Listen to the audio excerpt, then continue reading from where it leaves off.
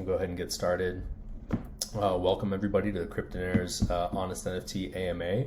I am Moses here with CK to talk about their project. As usual, nothing that we're talking about up here is financial advice.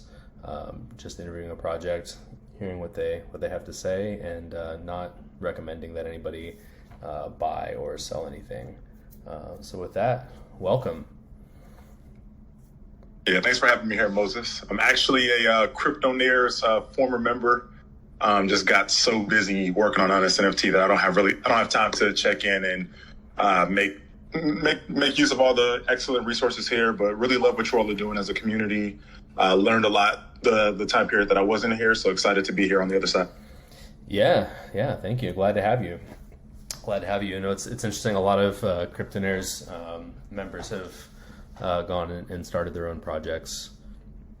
So I think that's really awesome. It's awesome to hear that.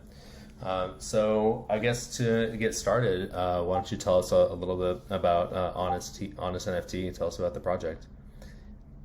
Yeah, appreciate that. So Honest NFT is a community-focused project that started really to focus on scams and vulnerabilities in the NFT space.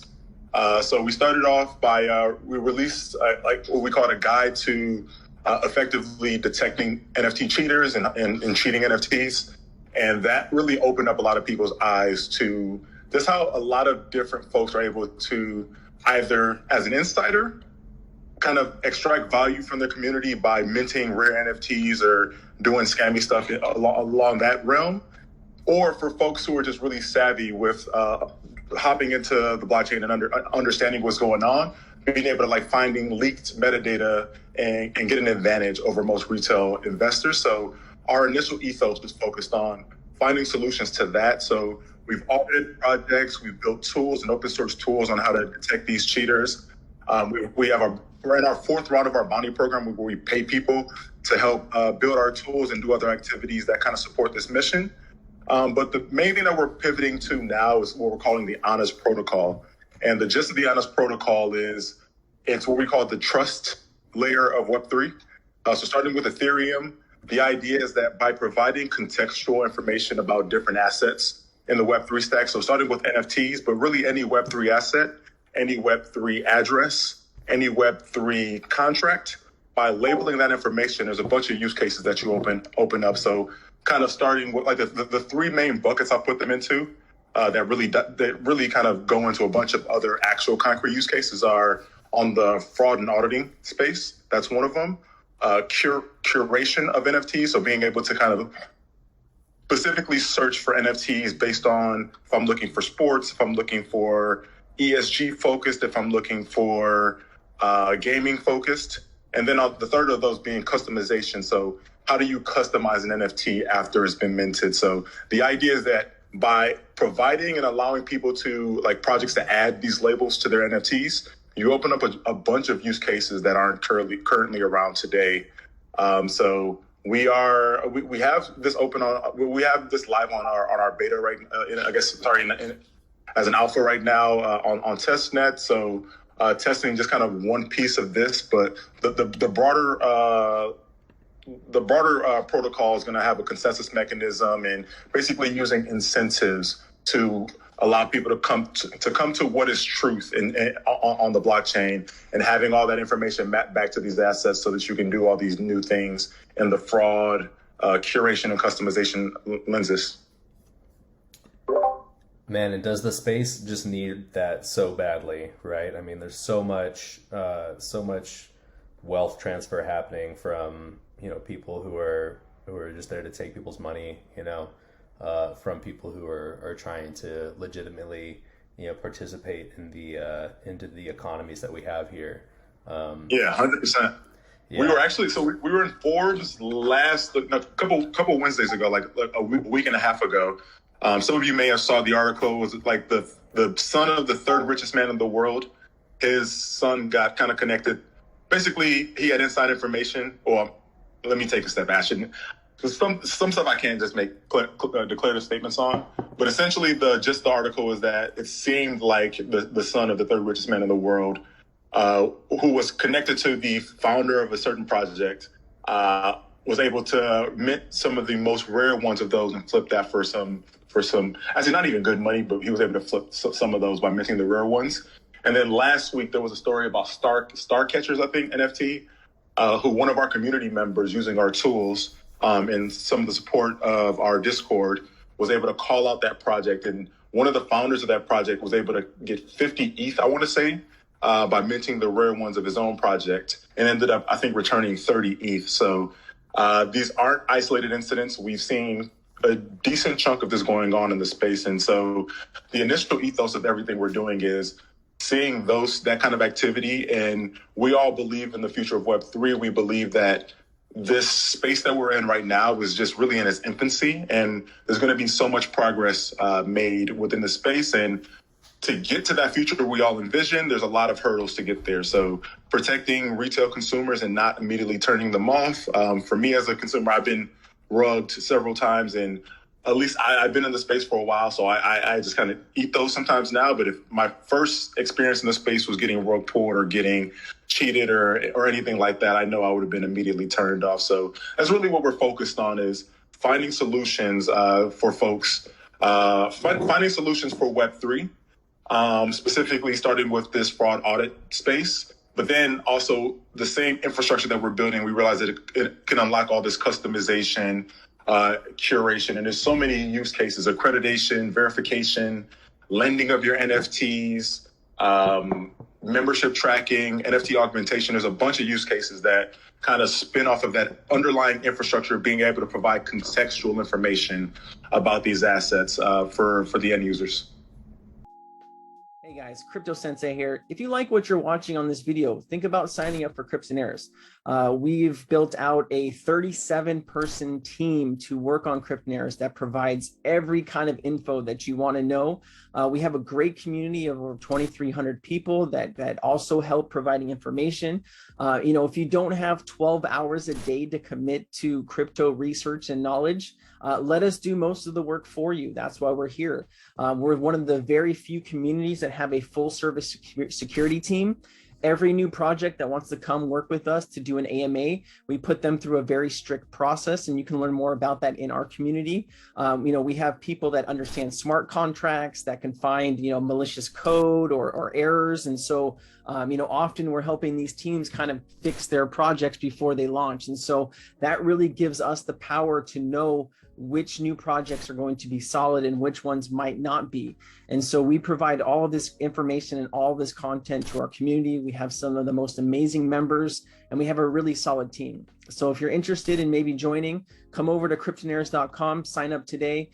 Look forward to seeing you out there in the Discord and chatting with you and growing with you, and look forward to seeing you. Thank you. That's amazing. That's every, I think you're right about, obviously this is incredibly new, and protecting people who are new to the space is very important if we're going to bring in, new participants. Because I think everybody here has been rugged, probably more than once. And Yep. Yeah, it's you have to have a certain fortitude to be able to survive and keep going, especially if it was a tough one. Yeah, definitely. So, maybe go ahead. I can provide some additional context just about the team. It's a star-studded team, and just kind of the vision at a higher level. So how we even came together as my team, there's 6 co-founders technically, a couple more active advisors, and a few more high-level advisors, which I'm not sure I can mention all the advisors just yet, but I know some of them have at least been public about it. But as far as the team, we're all actually leaders of the Stanford Blockchain Club. So I'm currently an MBA student at Stanford. Wrap up in 2 months and hopefully never end up in formal school again, but of course going to be a lifelong learner. And this beauty of this space is that it's kind of pushing us all to be lifelong learners. And for all you on the call, you're clearly here to continue learning and evolving your thinking on the space. The rest of my founders are all also Stanford MBAs, PhDs, engineers.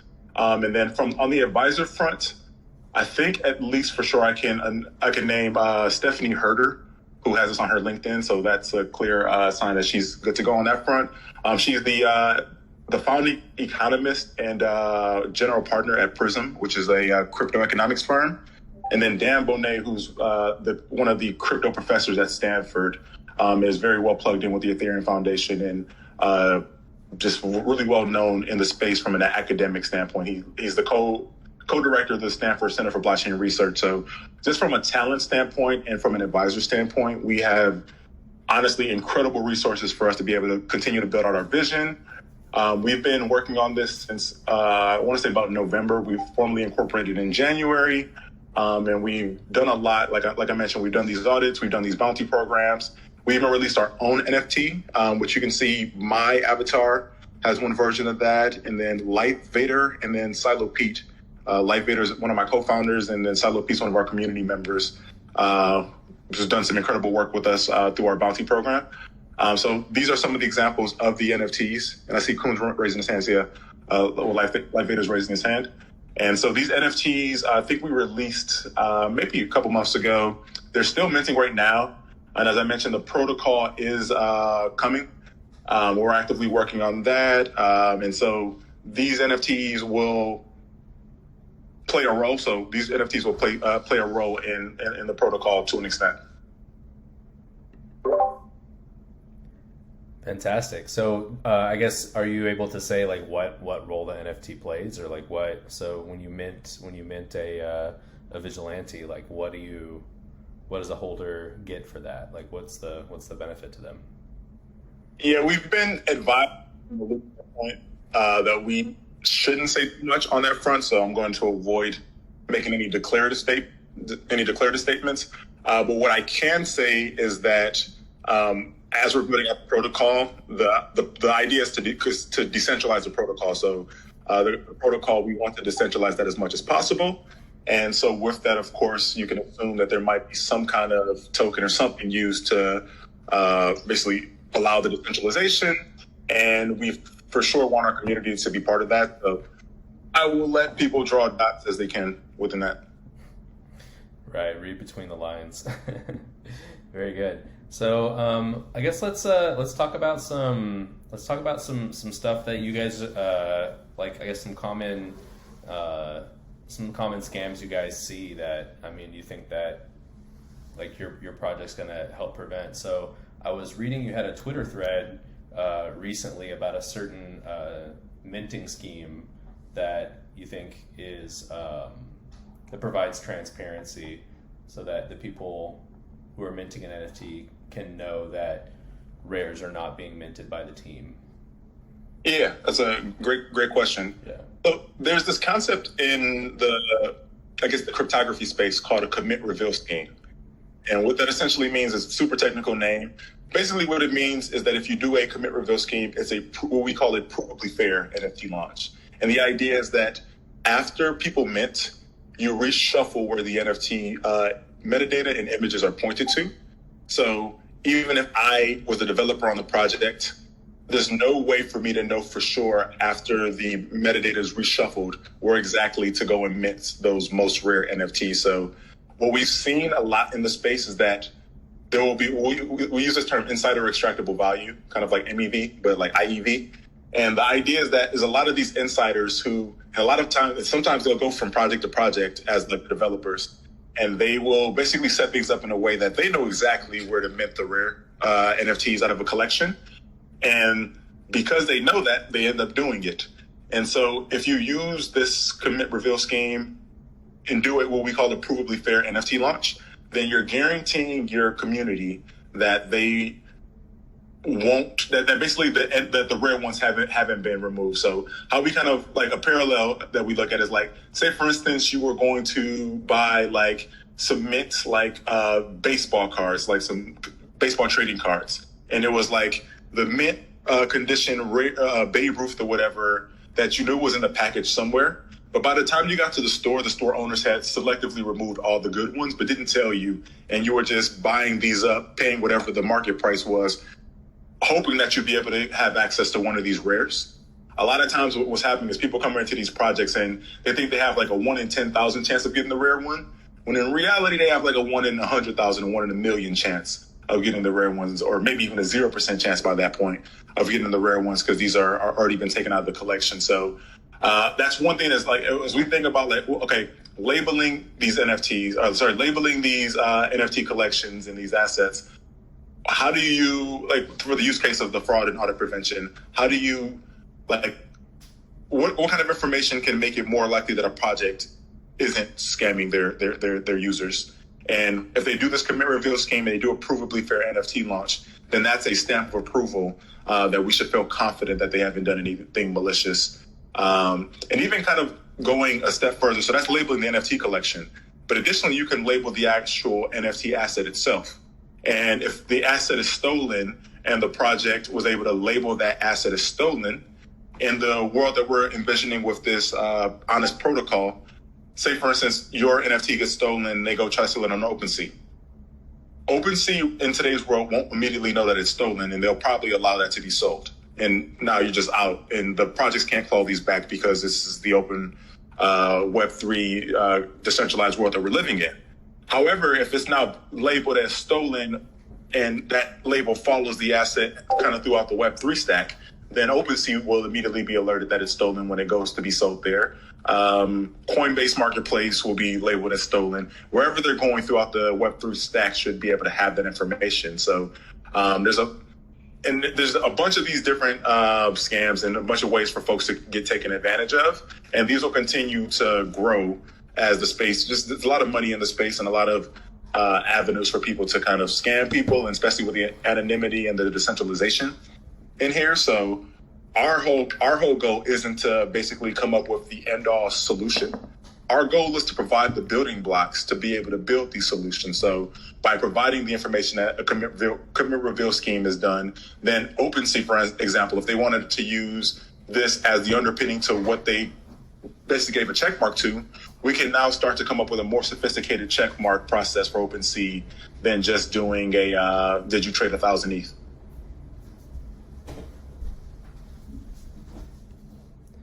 I know I said a lot in there, so. Oh no, yeah, I was just thinking the implications of that are huge, right?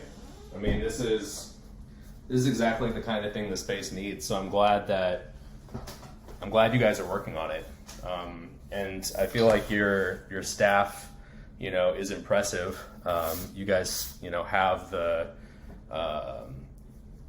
you've definitely got the connections and the reputation coming from where you are, that I think, you guys are going to be able to execute what it is you want to accomplish. Yeah, definitely. And also I'd say the big pieces for us is, like, one, the team, of course, being off Stanford and with the level of advisors that we have. I'm just very honored to be on this team and be a part of helping shape this. But our community as well. So Silo Pete is one of our members. There's just been so many incredible members of our community who've done actual contributions to, like, building out tools, building out open source tools, building out different functionality for us to be able to kind of dive into these projects and really understand them in the way that we're doing. So I definitely give a lot of props to folks like Silo Pete and the rest of our community for that. And they will be a big part of this. So this is going to be, when we build this out fully, it's going to be decentralized, and how we come to consensus on, like, what is the objective truth? Did something do a commit reveal scheme? Is something stolen? Is that we have a process for folks to basically that will be incentivized to either label the information or challenge somebody else's label. That way you end up with an evergreen process to where somebody's incentivized to call something false that somebody else called true. Then, of course, somebody is going to be willing to step up and make that call, and there's going to be a dispute process within there and a consensus mechanism to take that source of truth and then move it on to the next step where it can now be used in any of these end use cases. Yeah, man, that's amazing. That's amazing. And the applications are, like you said, they go far beyond just being able to tag NFTs, right? as stolen. Tell me about, so you said something that was interesting to me, and that was regarding lending. How does the protocol apply to someone being able to lend their NFT out? Yeah, great question. There's actually two types of lending when we say that we're talking about.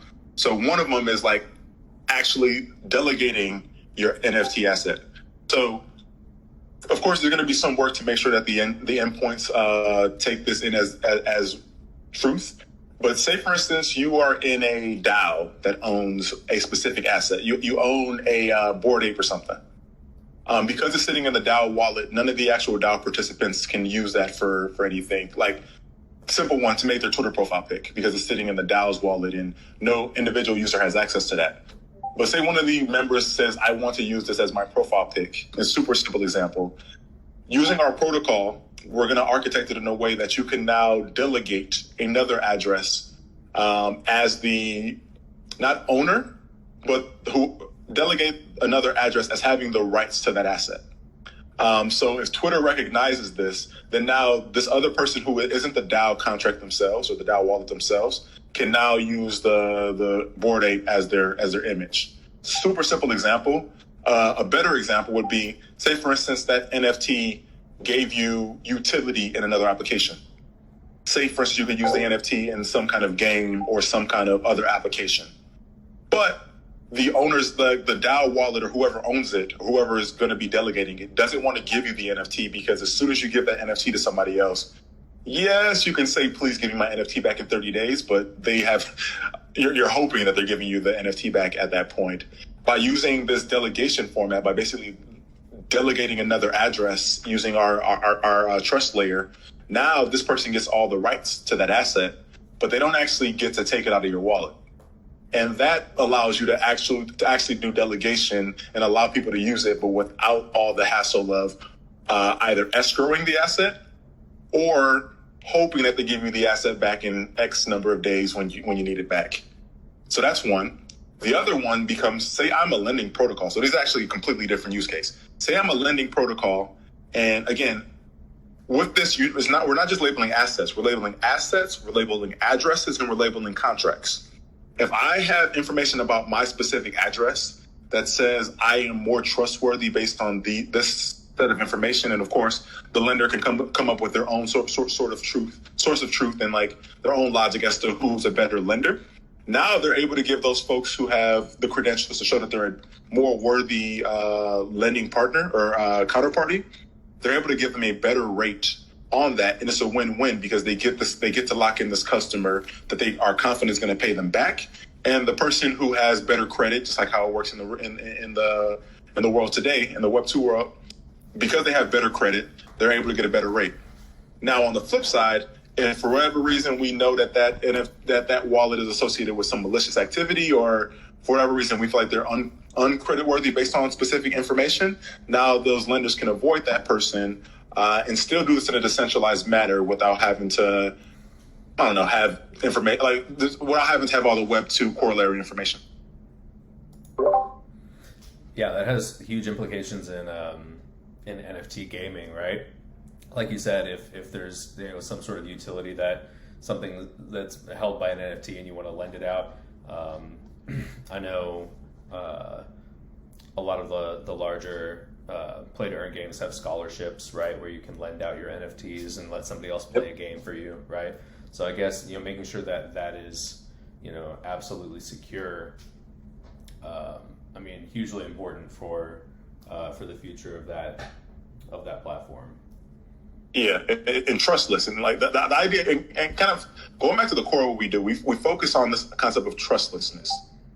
So the ethos of the blockchain has always been, you shouldn't have to trust middlemen, you shouldn't have to trust governments, you shouldn't have to trust bankers, et cetera, et cetera. But in how a lot of stuff's getting architected today is you do have to trust folks. So what we're trying to do is basically allow folks to do all these new use cases without giving up trust. And I think that the problem today is, to do a lot of what we're talking about, you have to trust somebody, and we want to put a lot of that control back in the hands of the users. That's perfect, man. That's perfect. We definitely need it. Does anybody in the audience have a question?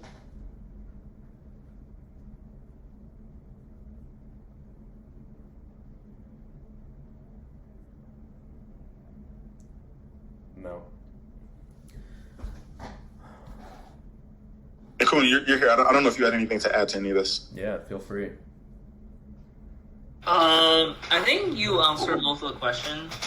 Of the use cases, a lot of. Can you guys hear me? Okay. Yeah, I can hear you. Okay, awesome.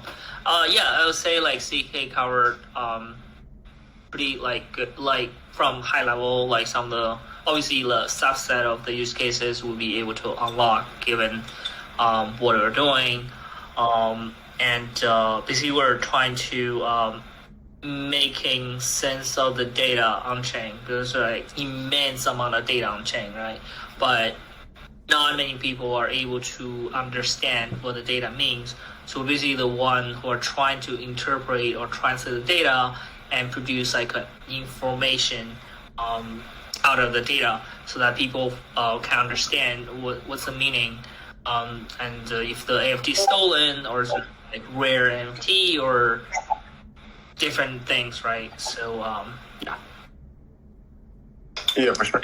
And I'll add a little bit more, just kind of like our vision and like going forward and roadmap-y kind of stuff. So yeah, the idea for us is that eventually this, if we're successful, will be the underpinning of a lot of how people interact with Web3, and just all this additional contextual information will help with so many different use cases. But of course, we don't want to just start just spray and pray. So right now, we're just kind of fine tuning out of that immense list of use cases that we talked about today, and even ones that we didn't mention. Where do we want to start? So we're working on what we call our, I think, V0. And so with that, we'll be working with with a few projects just to kind of get the underpinnings up and running. The idea is that long-term, individuals wouldn't be paying to use the protocol.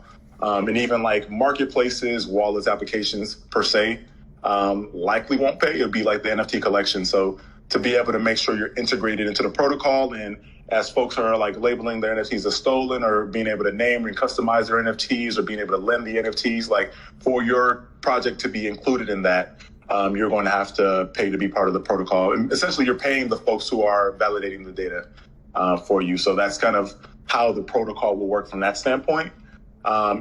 We're actively working on the alpha version of this V0.